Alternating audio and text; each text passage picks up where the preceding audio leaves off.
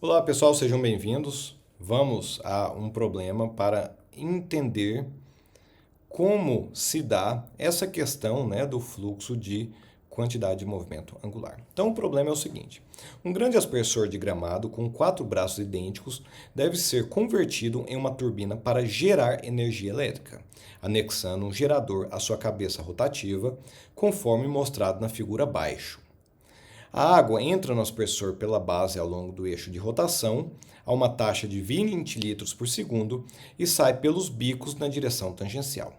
O aspersor gira a uma taxa de 300 RPM, rotações por minuto, em um plano horizontal. O diâmetro de cada jato é de 1 centímetro, e a distância normal entre o eixo de rotação e o centro de cada bico é de 0,6 metros. Estime a energia elétrica produzida. Então, o problema é o seguinte: um fluxo mássico M ponto total entra, por uma tubulação. Em uma determinada região, esse fluxo ele é distribuído em 4 vertentes. Cada vertente, uma semelhante à outra, chega até um determinado bico. Esse bico faz com que um jato de fluido seja produzido em uma direção, pessoal, tangencial a um centro de rotação especificado. Como esses fluxos acontecem, haverá um torque e uma rotação gerados nesse sistema que rotacionará um determinado eixo e esse eixo está acoplado a um gerador elétrico. Então, o que acontece aqui de fato? Potência, de escoamento é transformado em potência elétrica. Muito parecido, pessoal, com um sistema, em uma hidrelétrica, onde o fluxo fará com que uma turbina seja rotacionada e essa turbina estará acoplada a um gerador e gerará energia elétrica. Perfeito? Correto. Vamos continuar aqui. Então, aqui melhor dizendo, tá, pessoal? Um alternador, tá? Só para frisar aqui os detalhes. Então, uma vista superior desse sistema, nos dará aqui o centro de rotação, os 4 bicos idênticos, a distância entre o centro de rotação e esses bicos, o fluxo em cada um desses bicos e a velocidade com que o fluido cruza essa superfície. As hipóteses deste problema são escoamento permanente, água é lançada na atmosfera, ou seja, na saída temos a pressão atmosférica, efeitos viscosos internos desprezados, então não consideramos os efeitos viscosos do escoamento interno, força de arrasto externa é desconsiderada. O que quer dizer isso, Interna não, externa. Quer dizer que esses braços estarão rotacionando, pessoal. Quando eles rotacionam, obviamente, eles têm uma interação com o ar ambiente. Isso aí gera uma força de arrasto. Essa força de arrasto vai ser desconsiderada nesse problema. Densidade da água constante, igual a 1.000 kg por metro cúbico. E a vazão máxima constante em todos os bocais, ou seja, temos uma simetria aí. E a vazão em cada bocal é M total dividido por 4. Perfeito? O volume de controle que trabalhamos pode ser mostrado nas duas figuras. Então, ilustramos aqui o volume de controle. É um volume de controle que pega os bocais, perfeito? Então, nós temos aqui entrada de fluido pelo centro do volume de controle e saída de fluido pelas periferias, por assim dizer, pelas extremidades do volume de controle. Uma vista superior define melhor, de uma forma mais ilustrativa, esse volume de controle. Então, podemos observar aqui. Então, pessoal, nós temos aqui um determinado volume de controle e temos fluxo de fluido atravessando esse volume de controle em 4 superfícies que são semelhantes. E esses fluxos produzem uma quantidade de movimento angular em relação ao centro de rotação. Então, esta aqui é a quantidade de movimento angular. A velocidade do jato em cada um desses bocais pode ser dado, pessoal, através, né, de um balanço de massa. Então, aqui a velocidade do jato é igual ao fluxo mássico, né, a vazão mássica em cada uma desses jatos, dividido por ρ, vezes a área dos bocais. Perfeito? Então, temos aqui que é igual a 20 dividido por 4 vezes 1000, vezes a área de um bocal, que é π, vezes o diâmetro ao quadrado sobre 4. Então, temos aqui uma velocidade resultante de 63,7 metros por segundo. É uma velocidade bastante alta. A velocidade angular desse sistema, pessoal, é dada através, né, uma simples conversão de RPM para radianos por segundo.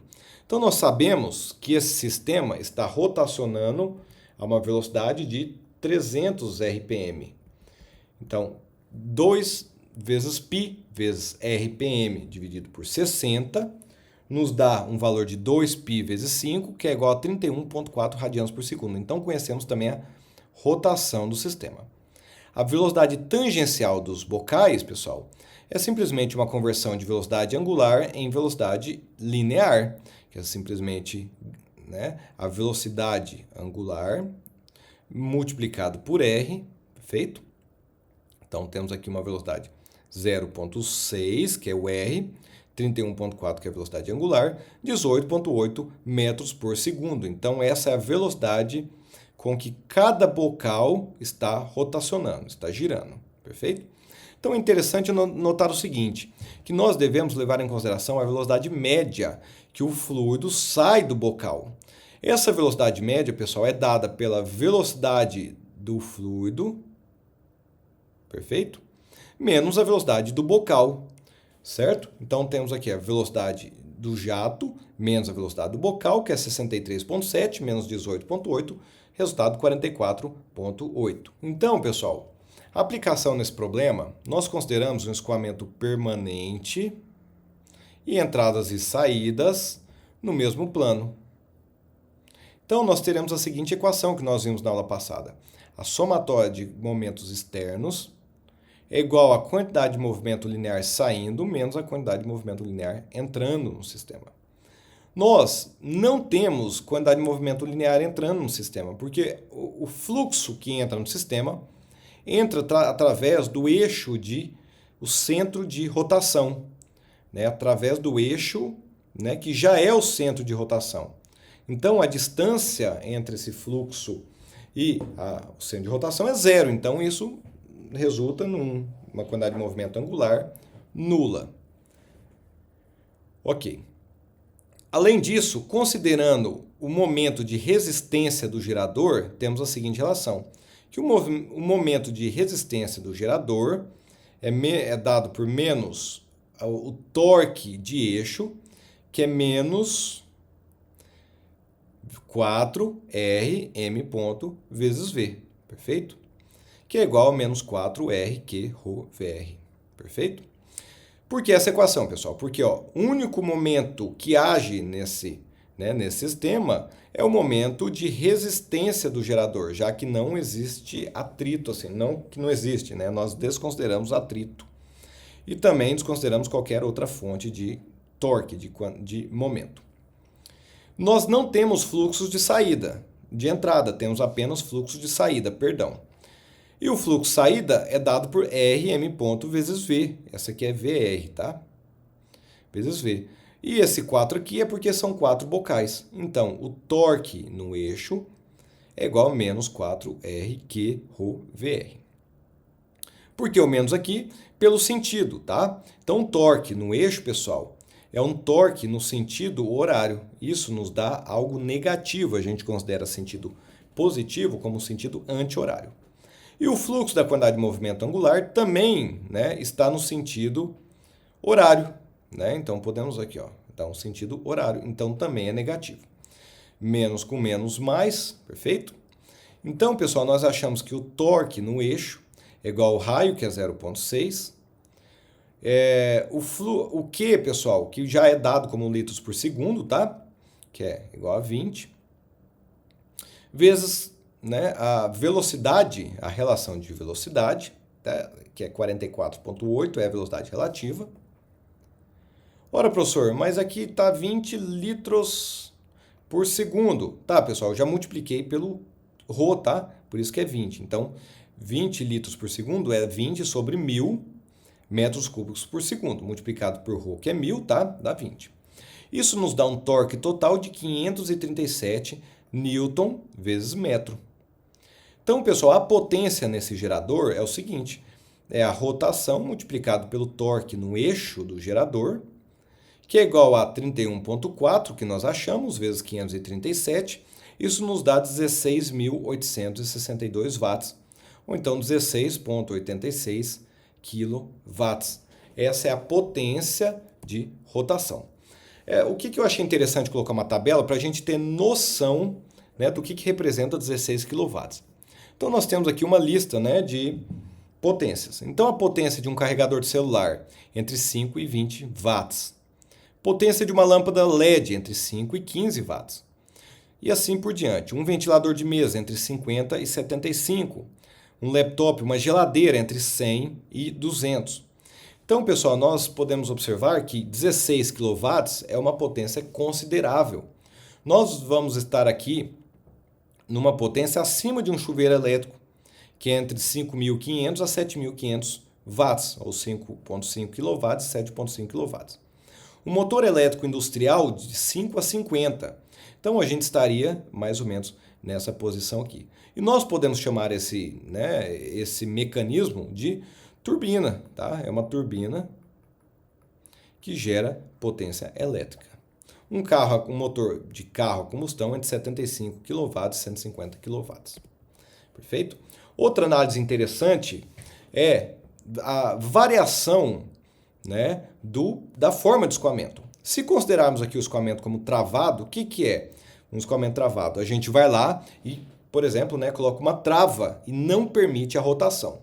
Quando nós não permitimos a rotação, nós zeramos essa velocidade angular.